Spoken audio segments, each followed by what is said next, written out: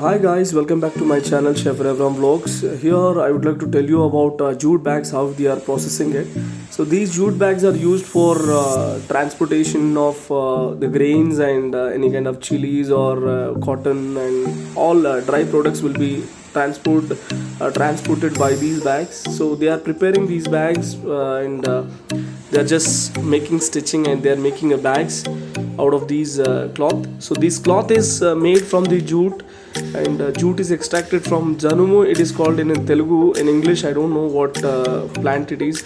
And they just soak the plant into a like bunch of plants into the water, and they'll remove the wooden sticks inside, and they'll use the bark part of it, and they'll wash it, and they'll process, and these cloth will be made. And this cloth will be used for many purposes, like we can make a bags and replacement of plastics, and we can save our nature, and by using these bags, guys. So say no to the plastic and use the jute bags, and save our world. So no pollution, then better nature and better lives. So see you guys for the next video, and have a nice day, guys. Bye bye.